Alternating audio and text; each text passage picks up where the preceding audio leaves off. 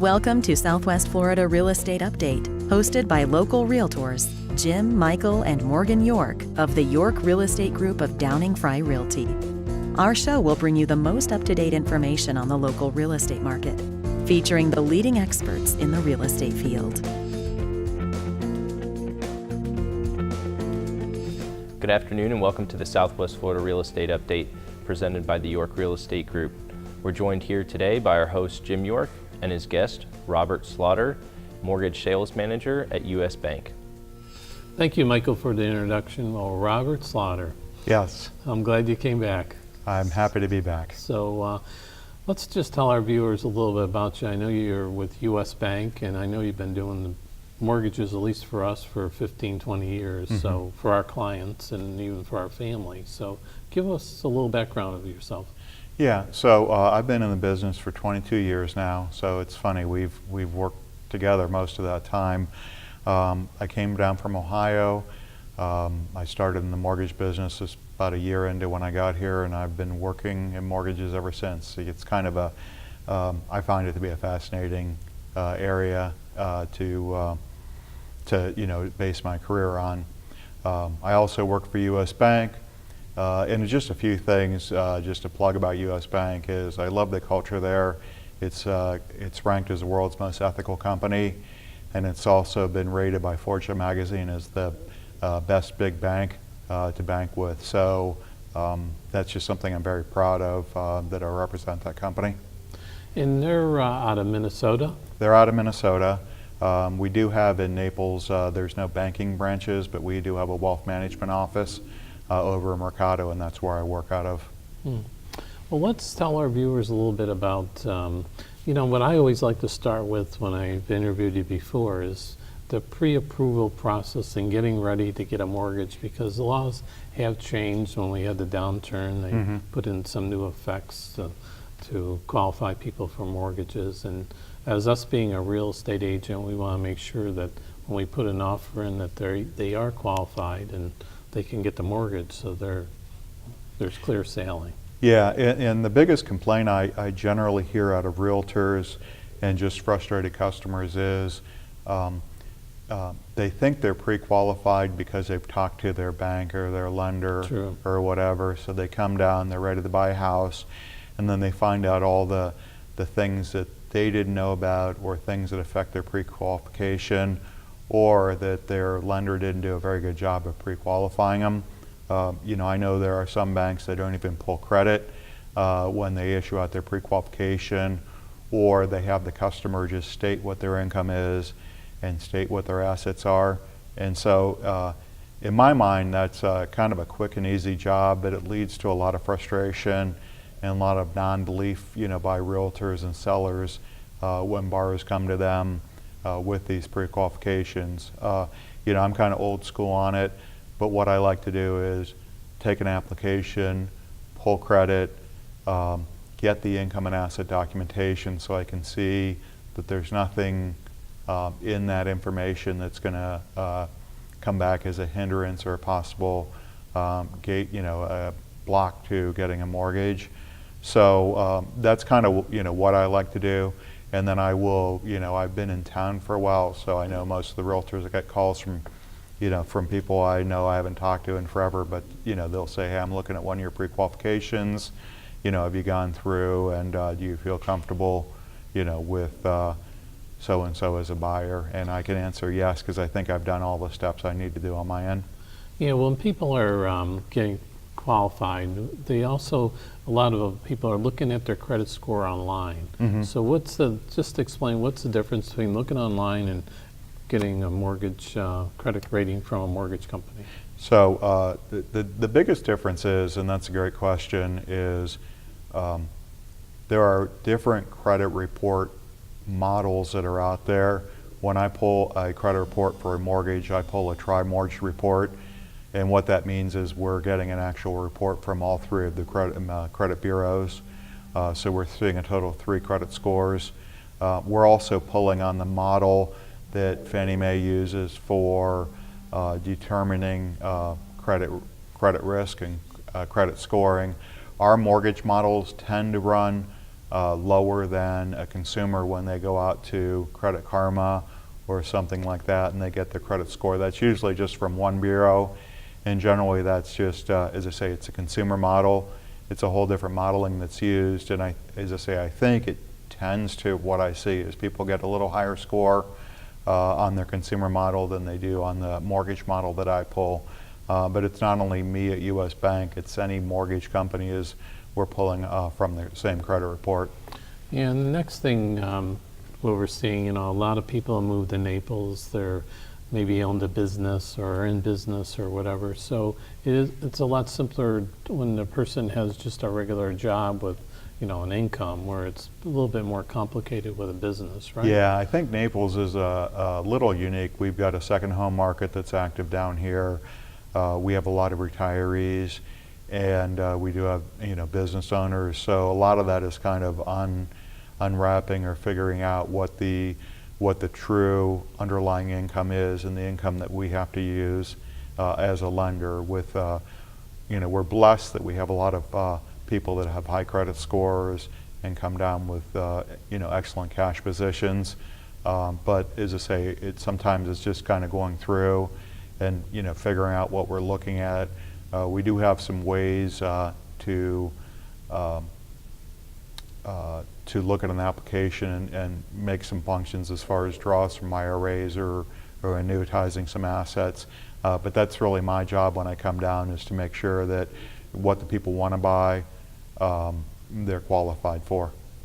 Yeah, and the other thing, just I want to take a little short part on this part, is outstanding credit cards that can affect your qualification or your rating too. Mm-hmm. Just explain that. Yeah, so that's another great question, Jim. And really what it is about 30% of your credit score is derived from the way revolving accounts are looked at. So that's mainly credit cards. But part of the scoring, what they look at is they look at the balance on your credit card at the time that the credit score is done versus the high balance or high credit limit for each account.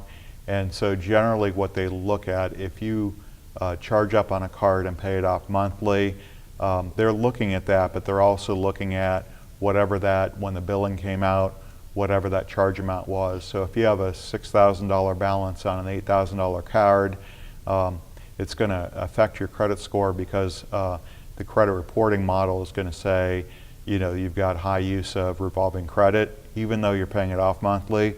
So as a rule of thumb, I always tell people to try and balance out the use of their credit so they're never using it more than about 30% of each card's outstanding balance, even if they're paying it off monthly. Because remember, when we do pull a credit, we're just pulling a snapshot of credit with the last information that the Bureau has received from the individual creditors. Well, we're going to take a little short break, and we're going to come back and we're going to talk about what they need to bring to get pre-qualified. And during this short break, we're going to talk a little bit about the York Real Estate Group, and we'll be right back in a minute. Thinking of buying or selling a home in Naples, Marco Island, Bonita, or Estero, Florida? Think of the most experienced York Real Estate Group, associated with the #1 brokerage in Southwest Florida, Downing Fry Realty, which produces yearly real estate transactions of over $1 billion. Jim, Michael, and Morgan make up the York Real Estate Group of Downing Fry Realty, with over $275 million in sales transactions, along with offering over 25 combined years' experience in the local market. The Yorks can offer the experience and trust you need in a realtor. Call them today at 239-273-6727 or visit their website at www.naplesyorkrealestate.com. Welcome back. Robert, I know we've just done a seminar together, all this with a bunch for potential buyers here in the Naples area, and you brought this checklist of what they should bring to file a mortgage application. So maybe you could just go over the checklist, because you don't want to just go in there empty-handed, right? You want to come in there so you can properly qualify them. Yeah. So really, so there's a general banking checklist, but generally what I try to do is kind of talk to somebody, get some ideas as far as how their income's derived. so I can kind of Get a ballpark figure. yeah, ballpark figure and get some ideas from there. But generally what we're looking for is 2 years of tax returns, 2 years of W-2s, pay stubs if it's a W-2 borrower, and then 2 months of bank or brokerage statements. And really what we're looking at is if we're using those accounts for income, or if that's where the money for closing is coming from. So I kind of like to look through those. If you truly just W-2, generally we don't need the full tax return. We can just use the W-2s. But if you own property, if you're, part of your income is commission, things like that, sometimes we actually have to go through and look at the tax return as opposed to just the W-2. But with that, lenders, most often will look at 2 years of income. They'll average out the income over the 2 years, unless it's like a W-2 where you made more money because your rate of pay is higher.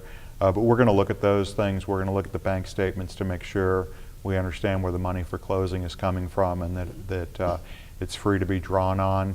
So those are the kind of things I'll look for. For a government loan, we'll need identification. And then sometimes if we've got properties that are owned, we're going to want to see evidence of what the taxes and insurance, maybe a mortgage statement on the home up north, to get some idea as far as that would be additional documentation. If you've been divorced, we'll need a copy of the divorce decree. So just things like that. But the classic is usually just 2 years of income information and two months of bank statements. Yeah, I just wanted to tell our viewers is that you want to, prior to going for a mortgage, you want to keep everything kind of steady. You don't want to go out and make any major purchases, or even during the process, even when you getting a mortgage, you don't want to go out and buy something. And then if you have any cash or anything, you don't want to, you need to document that cash if you're making a deposit in a checking account or savings account. Right. We're going to, so on it, kind of couple things I always talk to people about is any lender prior to closing, so we're going to pull credit report at the beginning of the transaction, and we're not going to pull what's called a soft report at the very end within 10 days of closing. We look for any new inquiries into credit. So a couple things that classically happen is somebody's in town, they're furnishing shopping, and the store says, oh, you can get a 10% discount if you open up a card. So they'll go out and that'll be an inquiry. So then we have to go back out and figure out what the balance of that card is, what the minimum payment is. We get people sometimes will trade in car loans, trade out cars when they're applying, and that's okay, but we do have to look at, we do have to go back and have time to go back and update the credit report to show the new loan and the payoff of the old loan. So I try to advise people to be very conservative while they're applying for their loan, with as far as getting new credit cards, getting new car loans, things like that. Bank statements, we're going to look at large deposits, and we just need to be able to source them. That's part of what the government dictates that we do with the US Patriot Act, is they want to make sure we're, on our end it's called Know Your Borrower. Right. And so we're looking at that. So it's not small deposits, but when there's major deposits, we kind of want to source. We even need an explanation. If we're going to back it out, we still need an explanation of what that deposit was. So. Okay, well, Robert, we're going to come back here and we're going to talk about all the different programs you have to offer. And in the meantime, we're going to hear from the McLeans talking about the York Real Estate Group. We'll be right back. Thinking of buying or selling a home in Naples, Bonita Springs, or Estero? Think of the most experienced realtors. The York Real Estate Group of Downing Fry Realty. Let's have a look at what the McLeans have to say about their experience working with the York Real Estate Group. Jim York was our broker in acquiring our present home in Bonita Springs. His knowledge and integrity made the process go very smoothly. It was a pleasure doing business with Jim York. Everything was done in a superbly professional manner. Welcome back. Robert, let's talk about all the different loan programs you have and what you can offer people. So we run the full gamut of loan products. So just to touch on, we have bond lending, FHA lending, and some USDA lending for first-time home buyers. But then from there, we go up, we lend on condominiums, even new condominium projects we'll do lending in. We have a number of options as far as whether it's a Fannie Mae, Freddie Mac type conforming loan or a jumbo loan. And then once we get into our jumbo or portfolio lending, we have a variety of adjustable rate mortgage products, fixed rates, interest only options, and we can even pull our wealth management team in to do some things that are kind of not loan products you would normally think of, to have them involved. We also have construction financing and lot loans. So as I say, we're truly a one-stop shop with that. A lot of people aren't doing lot loans. That's interesting. You're doing lot loans, huh? We're doing it's a 3-1 arm on a lot loan amortized over 30 years. And how much down do you have to put on those? Generally, it's 20 to 25%, and it's based really on what the full loan amount's going to be. So on the different loan products you have, I know we have a different kind of viewers watching this, but typically is it from 3% to 20%, unless people want to put 50% down? 3% to 20%, in most cases. As you get into some of the bigger loan sizes, they're generally going to want to, have more than 20% down payment. So that's the case. But otherwise, that 20% is usually the benchmark to avoid any kind of mortgage insurance or anything that's going to be an extra cost with the mortgage. Yeah, just to explain to our people, what is PMI? Yeah, so PMI is private mortgage insurance. And so there's a government mortgage insurance and there's private mortgage insurance. But basically, if somebody's putting less than 20% down, the bank is going to go to an insurance company, a private insurance company. There's about 6 or 7 of them nationally. And what they'll do is, for a monthly payment which will be collected as part of your mortgage payment, they're going to basically underwrite the loan so that if there's problems with the collection of the loan, they'll step in and help with the costs of foreclosure and remarketing the property Have for those sale. rates come down, or are they usually the same? They've been similar on that. Historically? It's really based on credit score and loan to value, and so I have a whole grid of mortgage insurance payments, depending on if you're putting 5% down, 10% down, 15% down, and your credit score. And can that be taken off after you hit the threshold of 20 or 20%? Yeah, there's some federal guidelines in place, and usually when people have questions about that, I actually show them the pamphlet from the federal government. But the idea is once you cross an 80% loan to value, you can request mortgage insurance to be dropped. At a 78% loan to value, the lender is required to drop it even without a request from the borrower. Oh, really? They'll have to do an appraisal, I assume, right? Well, they're going to be either looking at the loan to value based on the original purchase price as you're paying down your mortgage, or generally as a rule of thumb, after 2 years, you can request an appraisal be done on the property to show that the value of the property's gone up. You also have to have a good payment history, et cetera, when they're considering those for removal of mortgage insurance.